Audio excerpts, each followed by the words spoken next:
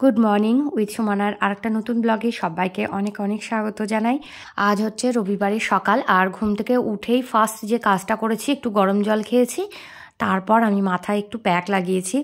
বেশ কয়েকদিন ধরেই ভাবছিলাম যে লাগাবো, তো হয়ে উঠছিল না। তাই আজকে ভাবলাম যে ছুটি আছে যেহেতু, সকাল সকাল একটু লাগিয়ে নিই প্যাক। তারপর দেখো ছেলে হাঁটতে চলে গেছে, হাজব্যান্ডও তার কাজে বেরিয়ে গেছে। আমি এখানে ঘরগুলো একটু গুছিয়ে নিচ্ছি। আর এই সময়টা যদি আলসি করে বসি না, যে ছুটি আছে একটুখানি বসে নিই, ব্যাস বসলে থাকলে সেটা বসে থাকাই হয়, আর তারপরে আর ওঠা যায় না। মানে মনে হয় আর একটু পরে উঠবো, আর একটু পরে উঠবো, এই করতে করতে বেলা হয়ে যায়। সেই জন্য আমি একটু তাড়াহুড়ো করেই কাজটা করছি, যে যাতে তাড়াতাড়ি হয়ে যায়। আর কি বলতো, ওরা তো বাইরে বেরোয়, এবার ছুটির দিন ওরা তাড়াতাড়ি চলে আসে, ফিরে আসে, তারপর আমার আর কাজ আর কমপ্লিট হয়ে ওঠে না। সেই জন্য কি বলতো, সকালবেলা ঘুম থেকে উঠেই একেবারে কোমর বেঁধে কাজে লেগে পড়ো, ব্যাস তাড়াতাড়ি কাজ যদি শেষ হয়ে যায় তাহলে কিন্তু সারাদিন অনেক কিছু করা যায়, একটু বিশ্রামও পাওয়া যায়। তারপর ভিডিওর যেসব কাজকর্ম থাকে সেগুলোও করে নিই সেই সুযোগে, আর বেশ অনেকটা টাইম পাওয়া যায়। তাছাড়া বাচ্চাদের জন্য তো একটা টাইম বরাদ্দ থাকেই, তো সেই জন্য সকালবেলাটা যদি একটু এনার্জি নিয়ে কাজ করা যায় না, তাহলে পুরো দিনটায় অনেকটা মানে নিজের জন্য বলো বা এক্সট্রা কাজের জন্য বলো, অনেকটা টাইম আমরা কিন্তু পেয়ে যাই। সকালবেলায় বিশ্রাম নিতে বসলে কাজের ফ্লোটা না হারিয়ে যায়, এটা আমার মনে হয়, জানো তো।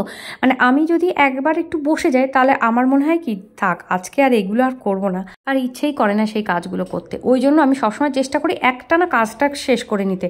এতে ঘর বাড়িগুলো বেশ পরিষ্কার পরিচ্ছন্ন থাকে। আর রোববার যখন একটু টাইম পেয়েছি, সকালবেলা একটু ভালো করে ডাস্টিং করে নিচ্ছি। আর মানে এত ধুলো যে কোথা থেকে আসে আমি বুঝি না, প্রতিদিন মানে মুঠো মুঠো ধুলো ঘর থেকে বেরোয়, কি করে বেরোয় আমি জানি না। যদিও আমার মেয়ে আটা নিয়ে খেলা করে, মানে আটা বলো, বেসন বলো, চালের গুঁড়ো, এইগুলো নিয়ে নিয়ে খেলা করে, তবু ও তো খেলা করে ডাইনিংটা। সমস্ত ঘর বাড়িতে কেন যে এর তো এত ধুলো পড়ে ও ফার্নিচারের উপরে আমি বুঝি না। যাই হোক, সমস্ত সব পরিষ্কার করে রাখলাম। আর পরিষ্কার পরিচ্ছন্ন থাকলে না বেশ ভালোই লাগে দেখতে। কি বলো তো, মানে পরিষ্কার করার বাড়িতে কোনো লোক নেই, নোংরা করার প্রত্যেকেই আছে। মানে যে যেখানে বসবে সেখানটাই নোংরা করে, যার যেখানে যে জিনিসটা দরকার সেখান থেকে সেখানেই ফেলে রেখে দিয়ে চলে যাবে। আর একা হাতে আমি পরিষ্কার করি, আর ওদের চোখে লাগেও না। আমি দেখেছি ঘর নোংরা থাকলে ওদের চোখে একদমই লাগে না, যত জ্বালা যেন আমার। আর একটা জিনিস খেয়াল করে দেখবে, যাদের বেশি জ্বালা মানে অস্বস্তি হয়, তাদের পরিশ্রমটাও না বেশি করতে হয়। মানে যারা চোখে দেখতে পারে না নোংরা, তাদেরকেই ছুটে ছুটে গিয়ে পরিষ্কার করতে হবে। আর যারা নোংরার মধ্যে থাকতে ভালোবাসে, তাদের তো কোনো ব্যাপারই না। সমস্ত লেপ কাঁথা নিয়ে আমার হাজব্যান্ড ওখানে বসে থাকলো। চারিপাশে পেপার, এটা সেটা সমস্ত পড়ার ফেলানো রয়েছে, তার মধ্যে গিয়ে দিব্যি বসে আছে। তাদেরকে টেনে নামিয়ে তারপর ঘরটারগুলো পরিষ্কার করতে হয়। আর ছেলেও যদি বসে থাকে না, ছেলেকে একদম নামানো যায় না। তো ও যখন হাঁটতে যায় তখনই সাধারণত ওর ঘরটা আমি পরিষ্কার করি। তো দেখো, সকালবেলা একদম এক টানা সমস্ত কাজ করে নেব। তারপর আমি একটু তাড়াতাড়ি উঠেছি, মানে যেরকম টাইমে আর কি বাচ্চারা স্কুলে যায় তার থেকে একটু দেরি করে উঠেছি, কিন্তু খুব বেশি কিন্তু দেরি করে উঠিনি, কারণ একটা অভ্যেস থাকে তো, প্রতিদিন সকাল সকাল তো উঠতেই হয় বাচ্চাদের জন্য। তো সে ঘুমটা ভেঙে গেছে, তাই জন্য ভাবলাম শুয়ে থেকে আর কোনো লাভ নেই। আর এখন তো অনেকটা বেশ গরমও পড়ে গেছে। শীতকালে তবুও লেপের মধ্যে শুয়ে একটা মজা আছে, কিন্তু গরমকালে তো সেটা নেই।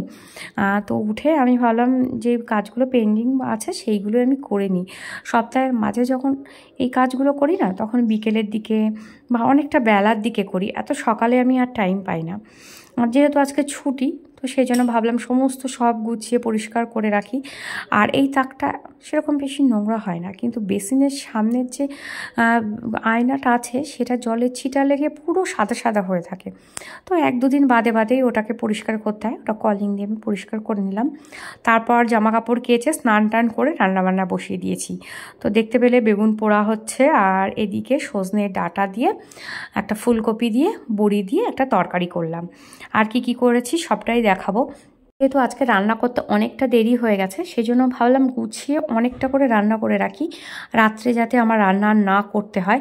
ভাত একটু গরম করব আর একটু রুটি করে নেবো, কারণ রুটিটা তো আর আগে থেকে করে রাখা যায় না, তাহলে সেটা আর খাওয়া যায় না। রুটি সবসময় গরমই খেতে হয়, সেই জন্য একটু বেশি করে পরিমাণটা বেশি বেশি করেই আর কি রান্নাটা করে রাখলাম, যাতে রাত্রে আর রান্না না করতে হয়।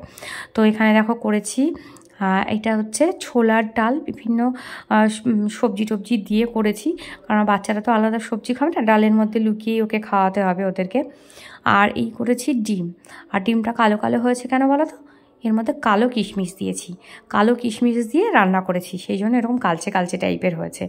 আসলে কি বলো তো, কটা কালো কিশমিশ নিয়ে এসেছিলো, সেই কটা খাওয়ার লোক হচ্ছে না, তো ভাবলাম এভাবেই রান্না করে ওটাকে শেষ করে দিই। তো সারাদিন কাজকর্মের পর আর এই তোমাদের সাথে কথা বলার টাইম হলো, কথা বলছি, কারণ আমি তোমাদের একটা মানে দুটো জিনিস দেখাবো। তো একজনের জন্য গিফট কিনেছি, মানে একজনের জন্য না, সরি, দুজনের জন্য গিফট কিনেছি। তো সেটাই আর কি দেখাবো। আর আমার না ট্রাইপডটা আমি খুঁজে পাচ্ছি না, সেই জন্য হাতে করে নিয়ে আছি, আর খুব অসুবিধা হচ্ছে, ছোট যে ট্রাইপডটা ওটা খুঁজে পাচ্ছি না। তো চলো, এই যে ব্যাগটা নিয়ে আমি দেখো রেডি হয়ে গেছি, এর মধ্যেই আছে কতদিন আমি বেরিয়েছিলাম, তো সেখান থেকে কিনেছি। তো তোমাদের দেখায় আগে, তারপর বলছি কার জন্য কি নিয়েছি। তার আগে তো চলো বার করি দুটো জিনিস। একটা হচ্ছে এটা, আর একটা হচ্ছে এটা। এটা তো বুঝতেই পেরেছো সোনার জিনিস আছে, তো এটা আমি পরে দেখাচ্ছি। তার আগে এটা হচ্ছে আমাদের সরস্বতী পুজোর দিন আমাদের একটা নেমন্তন্ন আছে, সেটা হচ্ছে উপনয়নের নেমন্তন্ন। উপনয়নটা হয়ে গেছে, খাওয়া দাওয়া হবে আর কি, আমার হাজবেন্ডের কলিগের ছেলে। তো সেই জন্য সেই উপলক্ষে একটা বাচ্চা ছেলে, কিরকম বয়স তোমার ওই 7-8-এর মতো পড়ে, তো তার জন্য আমরা একটা ঘড়ি নিয়েছি। ঘড়িটা আমি বার করলাম না, এই দেখো সোনাটা, এটা সোনাটার ঘড়ি।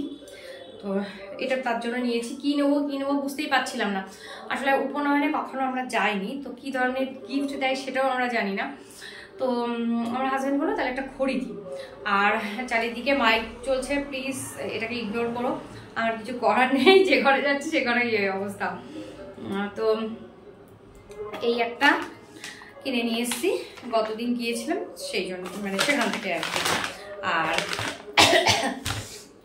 আর দেবাঙ্গনার বিয়ে হয়ে গেছে, আর আমরা যেতে পারিনি।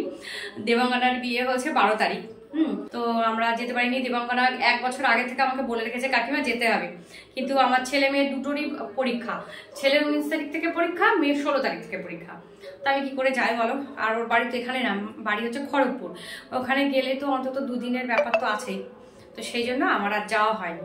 তো এখানে ছেলের দিক দিয়ে আমার নেমন্তন্ন, মানে আমি মানে মানে বরের দিক দিয়ে আবার নেমন্তন্ন, জানো তো দেবাঙ্গনা বরকেও আমরা চিনি আর দেবাঙ্গনাকেও চিনি, তো সেই জন্য আর কি দেবাঙ্গনাকে আমি এই আংটিটা গিফট করছি। এটা মেরুন কালারের, এই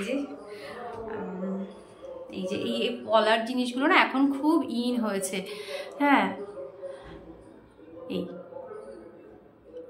দেখো, আমার তো খুব ভালো লেগেছে। তো আমার হাতে একটুখানি টাইট হয়ে গেছে, ওর হাতের মাপ নিয়েই আর কি নেওয়া। আর মানে যে কদিন আমি ব্লগ করছিলাম না, সে কদিনের মধ্যে আমি দেবাঙ্গনাকে আইবুড়ো ভাত খাইয়েছি, দেবাঙ্গনা এবং দেবাঙ্গনার হবু আর বর আর কি উঠবি, দুজনকেই আমি খাইয়েছি। খাইয়ে এবার দুজনকে গিফট দিতে হবে, কী দেবো। তো আমি ভেবেছি একটা বেড কভার সেট দিই, তাহলে দুজনেরই হবে। তো সেটা আর কি আমি করিনি, সেটা আমি ক্যাপচার করিনি আর কি, সে কদিন আর ব্লগ করছিলাম না। আর তাছাড়া ওর একটা বান্ধবীও ছিল, দেবাঙ্গনার সঙ্গে এসেছিল, তো সবাইকে একসঙ্গে আর কি খাওয়ালাম। তো সেই ছবিগুলো আমার ফোনে ছিল, আমি ডিলিট করে দিয়েছি। কেন বলো তো, আমার ফোনে না, যেহেতু আমি এখন ভিডিও করি, আমার ফোনে প্রচুর লোড হয়ে যায়, ফোন ফুল দেখায়, তো সেই জন্য আমি কোনো কিছু রাখতে পারি না। তো সম্ভব হলে দেবাঙ্গনার কাছ থেকে আমি সেই ক্লিপগুলো নিয়ে আমি তোমাদেরকে ছবিগুলো অন্তত দেখাবো, বা কমিউনিটি পোস্টে পোস্ট করে দেবো। ওদের দুজনকেই আমি খাইয়েছি। তো চলো, এই কাজকর্ম শেষ করে পুজো টুজো দিয়ে আবার জামাটা পাল্টালাম, মানে যে জামাটা স্নান করে রান্না করছিলাম সেই জামাটা পাল্টে আমি আবার পুজো দিয়ে তারপর তোমাদের সামনে আসলাম খাওয়া দাওয়া কমপ্লিট করে। তো আপাতত এখন কটা বাজে, এখন বোধহয় দুটো মতো বাজে। তো এখন আমার কাজ পুরোপুরি কমপ্লিট, আমি এখন মেয়েটাকে নিয়ে শোবো। তো আজকের মতো এখানে শেষ করছি। প্লিজ তোমরা সাপোর্ট করো, সাপোর্ট করলে আমি আমার মানে উৎসাহটা বাড়বে, আরও বেশি করে আমি ব্লগ দেব। তো আজকের মতো টাটা, আবার দেখা হবে নতুন একটা ব্লগে।